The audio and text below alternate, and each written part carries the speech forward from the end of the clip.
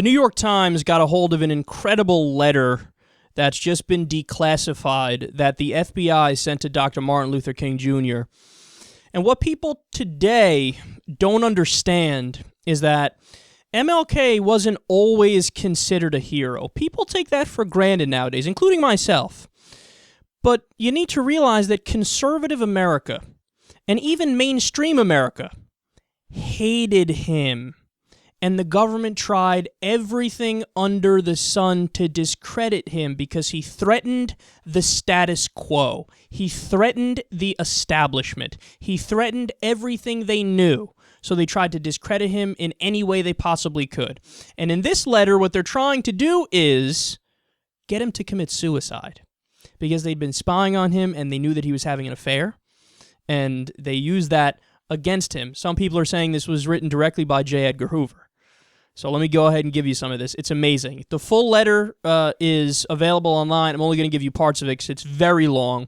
But he says, quote, "King, in view of your low-grade, abnormal personal behavior, I will not dignify your name with either a Mr. or a Reverend or a Doctor. And your last name calls to mind only the type of king such as King Henry and his countless acts of adultery and immoral conduct lower than that of a beast. King, look into your heart.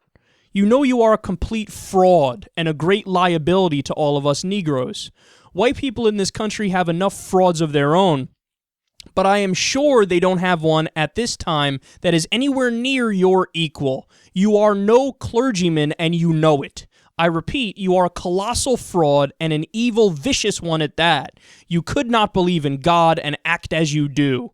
You are finished. You will find on the record for all time your filthy, dirty, evil companions, male and female, giving expression with you to your hideous abnormalities. King, there is only one thing left for you to do. You know what it is." They were trying to get him to commit suicide. And they told him all these personal details about how they knew what was going on in his private life. And get this. This is how brilliant Dr. Martin Luther King Jr. was. He knew. He thought it was the FBI. There was no evidence in front of him, but he was like, whoa, something's up here. I'm ruffling some feathers in high places. Nobody could know this, but somebody's spying on me all the time. This has to be somebody in the government.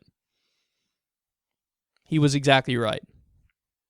So, the next time you hear a conservative, or somebody who's not even involved in politics, somebody who in your mind represents mainstream America, some centrist, apolitical person, when people talk about how, oh, of course Dr. Martin Luther King Jr. is a brilliant man and there should be a holiday after him and we all love him so much, you remember that the only reason we think that is because time went by and we became more progressive, more sober-minded, more objective, and we were able to see, looking back, that that's the reality.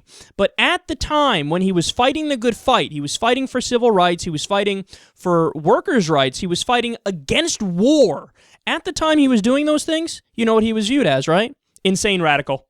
Crazy radical, lunatic, communist, cheating on his wife, the worst person ever because he does things with his dick and just tar him, okay? Just throw mud and just hope it fucking sticks to the point where we'll send a letter trying to get him to kill himself.